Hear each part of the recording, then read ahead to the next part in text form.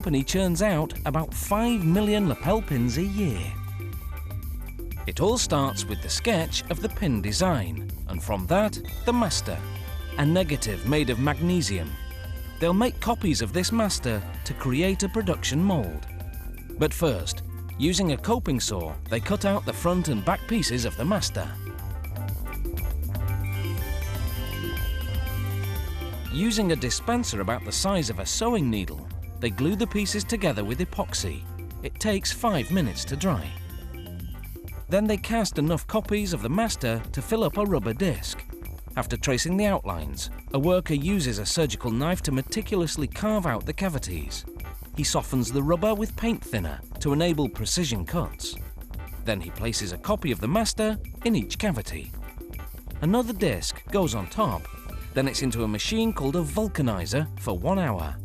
This machine uses heat and pressure to cure the rubber, making it as hard as a car tire. It also melds the rubber around each master copy, embedding the detail. This will be the production mould for producing this pin design. Now, using a surgical knife, again for precision, they carve out sprues, channels that during the casting process will direct the flow of molten metal to the cavities. They also make smaller curved channels called runners to filter out any air or dirt particles. It's crucial to position the sprues and runners correctly because this mould produces an entire line of a particular pin. Mess up and they'd have to remake the mould from scratch. Next, they insert a centimetre-long brass tack, called a post, into each cavity. It'll later fasten to a clasp, attaching the pin to clothing. The post goes in now rather than later, so that it will fuse to the back of the lapel pin during casting. Now to close the mould, they align the buttons on one half with the depressions in the other half. The mould then goes into what's called a spin casting machine.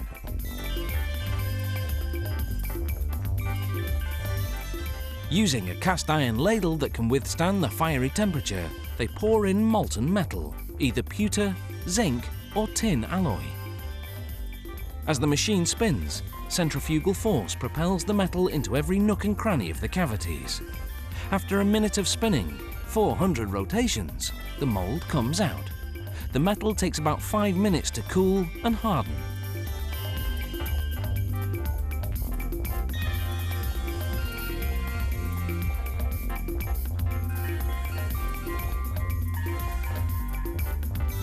The factory remelts the excess metal for the next batch. Next, a brass clasp, called a clutch, goes onto the post. Now the lapel pin goes for an hour-long wash in soap and water and abrasive stones. The stones smooth out any rough edges. The pins go into the electroplating tank for a surface coating of metal. How many coats and the type of metal vary with the design. An electric current draws the metal particles onto the pins, plating them thoroughly. These pins first get copper plating, then nickel plating, then gold plating. Now it's time to paint the pins. Workers follow a numerical guide, like a painting by numbers kit. They paint each pin individually, using miniature quantities of epoxy paint. They control the paint syringe with a foot pedal. Once the paint dries, a machine called a pad printer gathers up ink and stamps on the tiny details, the ones too small to paint by hand.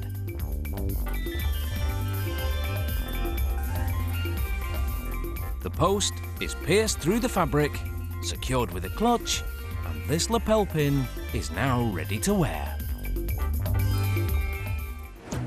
Coming up on How It's Made, cardboard boxes, storage for all your needs, and crystal wine glasses for when your posh friends come to dinner.